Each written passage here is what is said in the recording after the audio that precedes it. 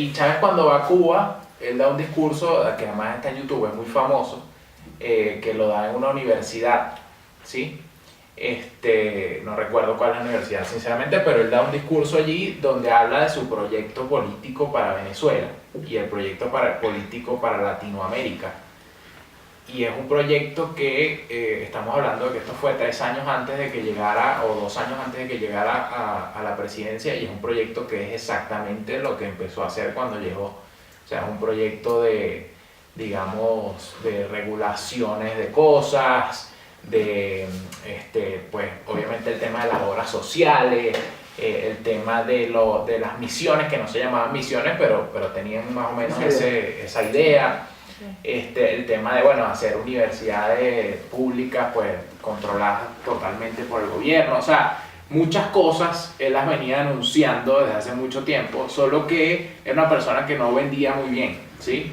Era una persona que, bueno, si bien tenía un buen discurso y era una persona carismática, pues siempre lo fue, no vendía muy bien su idea política y las ideas políticas no estaban calando donde debían calar, que eran básicamente la clase media, que la clase media es quien pone presidentes en Venezuela, o quien ponía presidentes en Venezuela en aquel momento.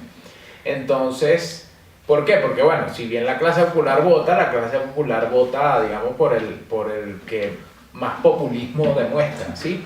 Pero la clase media es la que termina de dar el impulso para que la persona llegue a la presidencia. Y la que tiene los medios de comunicación que le dan exposición y la que todo. Entonces, ¿qué pasa? Que Chávez, cuando entra en el 97 en campaña, ¿sí? O sea, en campaña, digamos, oficial, él además tiene unos asesores muy buenos que empiezan a lograr vender esas ideas. Y las lograron vender al punto en que la clase media lo termina apoyando. Hay 2 movimientos MBR. Hay un movimiento de MBR con B de Bolívar. Con B de Bolívar, que es el movimiento de MBR 200, que es uno que funda Chávez en el 82, donde ya le empezaba a sentar las bases de su visión política.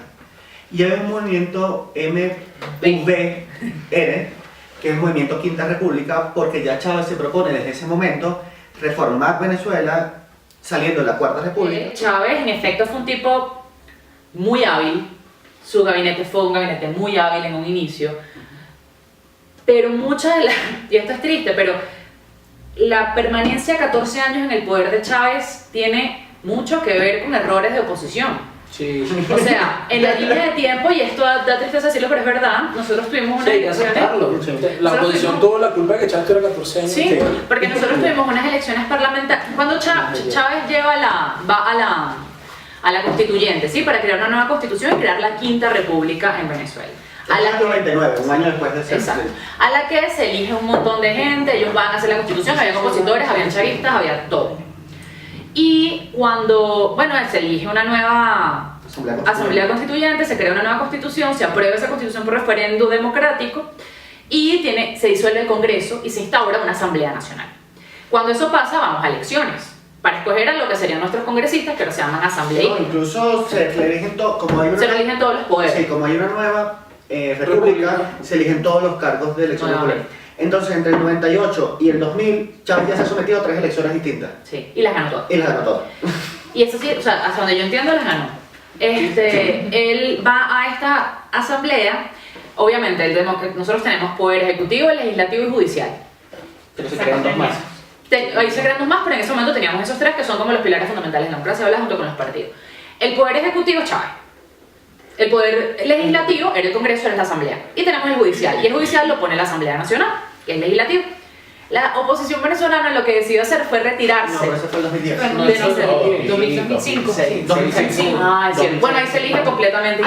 Y queda mayoría chavista, pero obviamente hay oposición. Pero muchos de los que participaron en la reforma constituyente también eran de oposición. O sea, se puede decir que la reforma constitucional participó todo el mundo. Sí. Y fue una tremenda constitución. Y fue una muy buena constitución. Y estuvo muy bien hecha.